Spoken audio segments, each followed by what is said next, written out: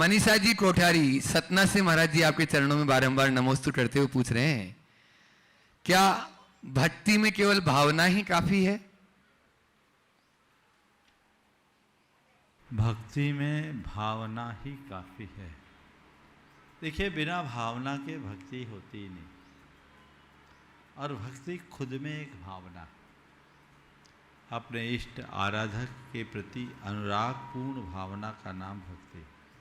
लेकिन भावना भक्ति की पूर्णता नहीं, उसकी अभिव्यक्ति के लिए हमें शब्द और क्रियाओं को भी जोड़ना पड़ेगा। केवल भावों से ही सब कुछ हो जाए तब तो फिर और कुछ करने की जरूरत ही नहीं। भाव के साथ साथ हमें अपने कुछ द्रव्य भी जोड़ने पड़ते हैं। हम भक्ति कर रहे हैं, भक्ति में गुणगान कर रहे हैं, तो कोई ना कोई आलम्बन तो लेना ही पड़ेगा।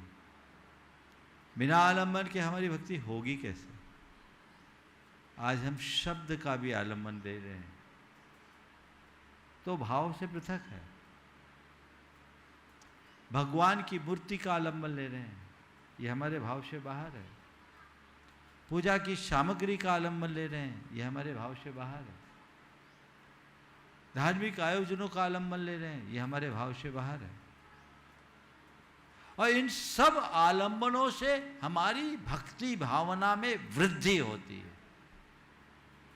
आप लोग रोज पूजा में पंक्तियां बोलते हैं, द्रव्यस्य शुद्धि मधिकाम, द्रव्यस्य शुद्धि मधिगम्य यथानुरूपम, भावस्य शुद्धि मधिका मधिगन्तु काम, आलम्बनानि विविधान्य व्यलम्ब वल्गन्, भूतार्थ यज्ञ पुरुषस्य। भावों की चरम विशुद्धि को पाने के लिए मैं विधानानुरूप द्रव्य का आलम्बन ले रहा हूं। सब द्रव्य की शुद्धि को धारण करते हुए विभिन्न प्रकार के आलम्बनों को स्वीकार कर रहा हूं। क्यों?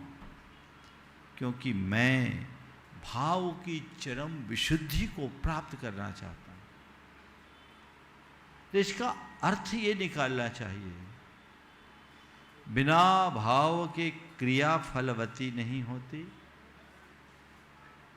पर बिना क्रिया के भाव साकार नहीं होते। अपनी भावों की अभिव्यक्ति के लिए क्रिया करनी होगी। फिर अगर हृदय से भाव हिलोर मारेंगे तो क्रिया में परिणति आएगी ही आएगी, रहा नहीं जाएगा। जो लोग कहते मेरे तो केवल भाव हैं, वो सब बहानेबाज हैं।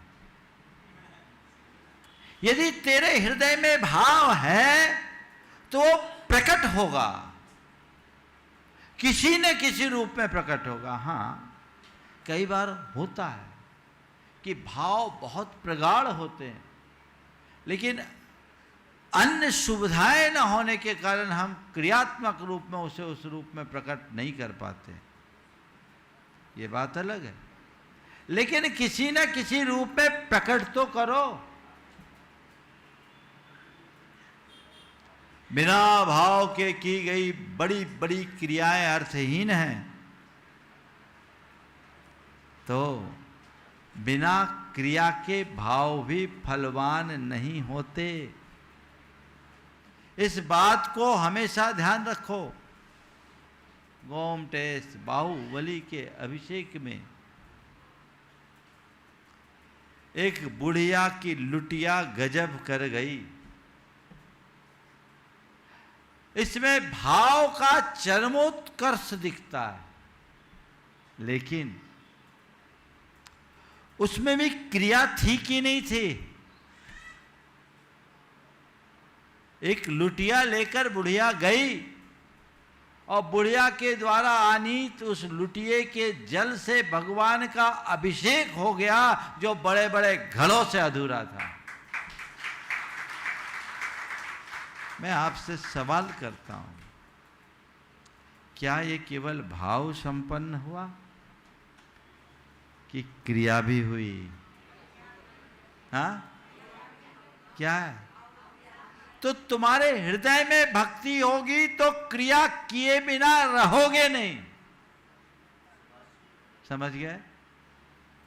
जिसके प्रति जुड़ाव होगा उसका गुणगान तुम करोगे ही करोगे। एक बार एक परिवार आया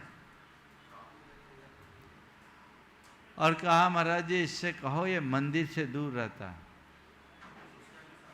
ओम कहा, इससे कहो ये मंदिर से दूर रहता है। मैं उसकी तरफ देखा, उसने कहा महाराज भगवान मेरे दिल में है। उसने कहा भगवान मेरे दिल में है। मैंने कहा तेरे दिल में तो तेरी गर्लफ्रेंड भी होगी, फिर उससे अलग से मिलने के लिए क्यों जाते हो? अगर दिल में बसने वाली गर्लफ्रेंड से मिलने के लिए, अलग मिलने के लिए तुम आतुर रहते हो, तो दिल में यदि भगवान होंगे तो उनसे मिले बिना चैन नहीं पड़ेगी। यदि तुम ये कह रहे हो तो ये केवल बहाना है। अंदर भाव होंगे तो क्रिया के रूप में परिणत होगी। हो सकता है भाव बहुत उच्च हो, साधन अल्प है। जैसे देव का पद खेव पद के पास चढ़ाने के लिए कुछ नहीं थे, ज्वार के दाने थे, चढ़ाए ना, वो ज्वार के दाने भी रत्न बन गए। ये भाव का प्रभाव है। लेकिन क्रिया शून्य भावना फल नहीं देती, और भाव शून्य क्रिया का कोई अर्थ नहीं होता। इसलिए क्रिया और भाव सुधारता हूं, भाव सहित क्रिया करने का प्रयत्न करें।